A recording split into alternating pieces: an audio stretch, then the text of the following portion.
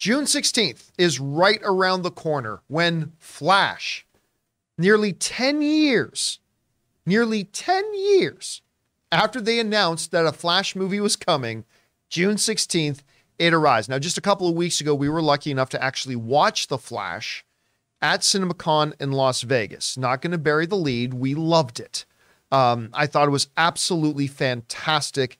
It was wonderful, incredible, all that kind of stuff. But the love didn't stop just with us or the people who were at CinemaCon who had a chance to watch it too. Before we even went to CinemaCon, Hollywood icon Tom Cruise, I guess, was having lunch with David Zaslav and said, I'd like to see this Flash movie. That wasn't a very good Tom Cruise imitation I just did. I regret it right away. But Tom Cruise said, I'd love to see it. And he got to go see it. And according to stories here in the Hollywood Reporter, Tom Cruise loved it. You remember this? We talked about this on the John Campea Show a while ago. And it come out to this. Cruise was so taken by what he saw that soon after he reached out to Andy Muschietti, that's the director of The Flash. It was a call out of the blue for the director. Cruise said to have raved about the movie, saying something to the effect of, The Flash is everything you want in a movie, and this is the kind of movie we need now, according to insiders. So not only did those of us who were at CinemaCon, people who work in media, movie theater owners and stuff like that really love it, but now you had some Hollywood icons, including Tom Cruise, who was just coming off of one of the biggest films of the last few years in Top Gun Maverick. Well, now June 16th is approaching. We're getting close, but Tom Cruise is not the only celebrity to see it and like it. And not only somebody who's got, an affinity for action films. Stephen King, the horror author, actually he's done more than horror, is pretty much known that he's not exactly the world's biggest defender of comic book movies. But apparently Stephen King himself also had a chance now to watch The Flash, and he was moved enough by it that he took to social media to express his thoughts. And this is the tweet from Stephen King, who said this: I got an advanced screening of The Flash today. As a rule, I do not care a lot for superhero movies, but this one is special. It's heartfelt, funny, and eye-popping. I loved it. Let me read it again. I got an advanced screening of The Flash today. As a rule, I don't care a lot for superhero movies, but this one is special. It's heartfelt, funny, and eye-popping. I loved it. And as somebody who has seen The Flash, I 100% concur with what he says. This is a special movie. I'm not sitting here predicting that this is going to get a Best Picture nomination at the Academy Awards, but this is a special movie. It's certainly the best one that DC has put out in a beat. I mean, I like Shazam 2, but this is better than Shazam 2. I kind of like Black Adam. This is better than Black Adam. This is right up there amongst one of the best offerings the DCU has put up. It's not Man of Steel. Let's not get carried away here. But it is one of those things. And he's right. It is heartfelt. It is funny. It is eye-popping. And I think a lot of people are going to walk out loving this film. And it's really always kind of cool hearing, it's one thing to hear that type of rave from somebody who generally likes that stuff.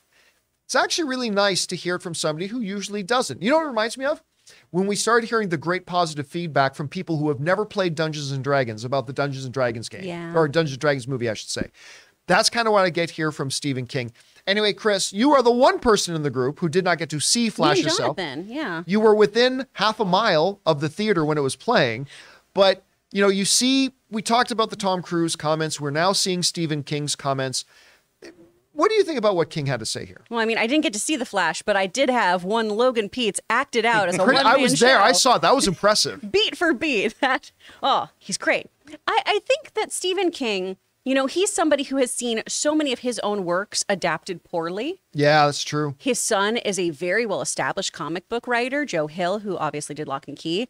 That adaptation actually has been done quite well, but other things, right? Sometimes things have gotten lost to translation. So I wonder if that has something to do with him not usually liking superhero films, because they always don't go from page to screen smoothly and flawlessly. But I think that's a big testament to the film that he really enjoyed it.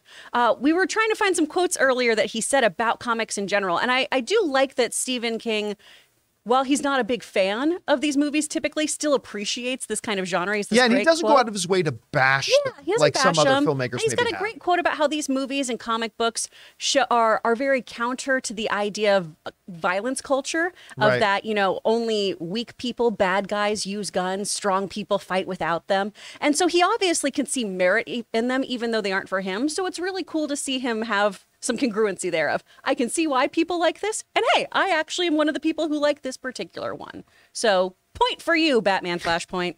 You know, we are sitting here now less than a month away from the movie coming out, and I still really have no gauge about how it's going to do financially. Yeah. I mean, because there's so many things going for it. The reviews are spectacular. The movie is great. You're getting all these big endorsements from people who've seen it that really love it. At the same time, the DC movies have been struggling lately. There's a trust issue between DC movies right now and the audience, which is why James Gunn is going to reboot the whole damn thing. So it's going to be interesting.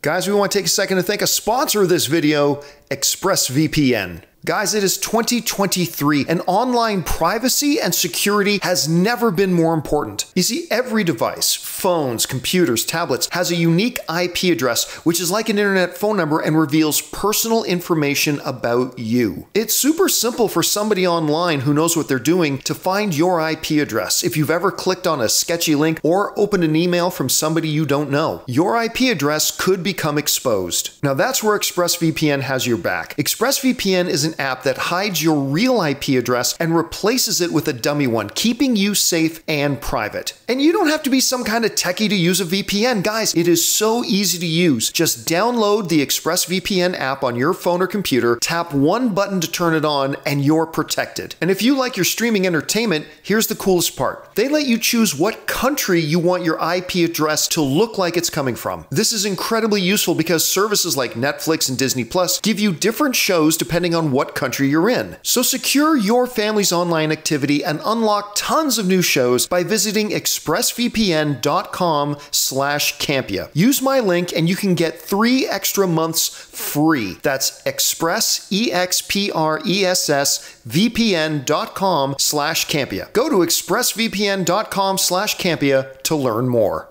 Guys, question is for you. What do you think about Stephen King's comments here? Talking about, hey, look, I'm not the biggest comic book movie guy, but the Flash movie, this is special. Does that kind of move the needle for you? Does it make you more excited to see the film? Maybe you don't care what Stephen King has to say, which would be understandable. Whatever you guys think, jump down to the comment section below and let us know your thoughts. Hey guys, thanks for checking out our video. Make sure you like and subscribe to our channel here. And also, if you want to hear our full daily show, go and subscribe to our podcast, the John Campea Show podcast on Spotify, Apple Podcasts, or your favorite podcasting app of choice.